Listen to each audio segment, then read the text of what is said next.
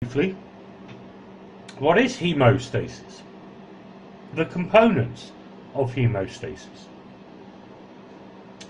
The first being vascular spasm. The second being the formation of what is called a platelet plug. The third being coagulation. And then finally we're going to look at the process of fibrinolysis. So let us begin. Hemostasis involves three steps. Number one, vascular spasm. Spasm means contraction, constriction, narrowing. Platelet plug formation. Platelets form a plug, much like the plug you use to stop water from going out of your sink, your bath, your shower. It stops the movement of something. And coagulation. Coagulation means the joining together of, the forming of, the finalization of. Hemostasis is a process of stopping blood flow or blood loss.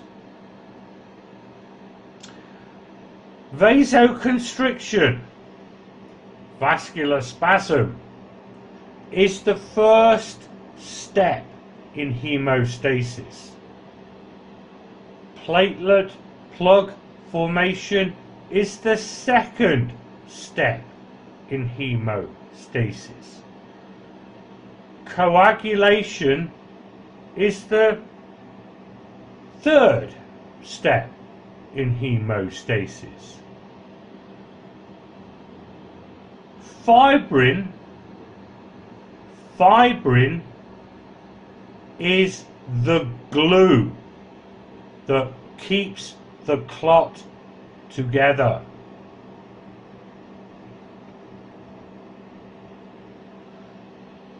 Vascular spasm, vasoconstriction, is the narrowing, the shrinking of the blood vessel, artery, vein, capillary, which will increase your blood pressure but will decrease blood flow and loss in that area.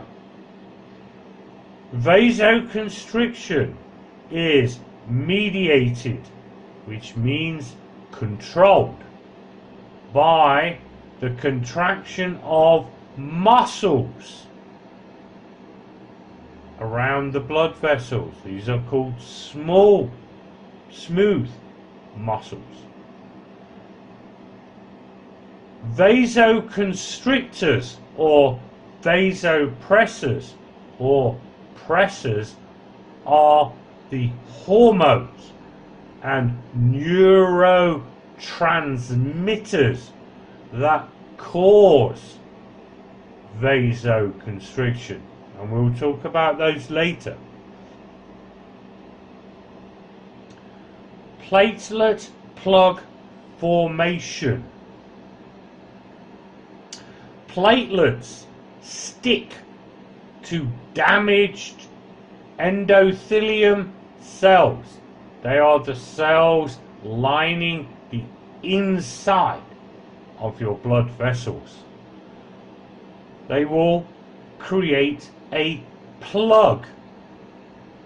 This plug is only temporary to stop blood loss. Once the platelets have created the plug, they become activated platelets. and they release factors which will bring other platelets into action. Coagulation is a complicated process. It involves both cellular, for example platelets, and something proteins. Fibrin. Fibrin is a very, very important part of clotting. Platelets stick together through different processes, and they will then, once stuck together, will bring other platelets to them. The coagulation cascade is incredibly complicated. So we are just going to look at it very, very simply.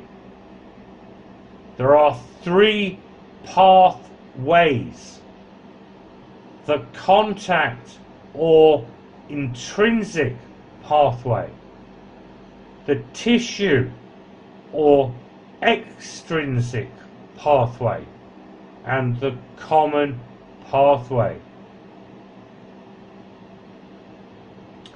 These are the pathways with the different factors involved.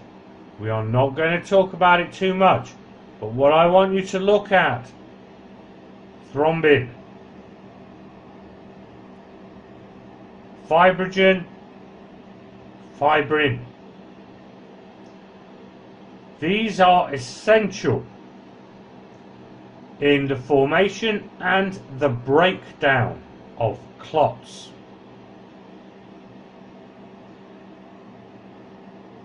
Hemostasis involves factors which I've written all here, and it's complicated stuff.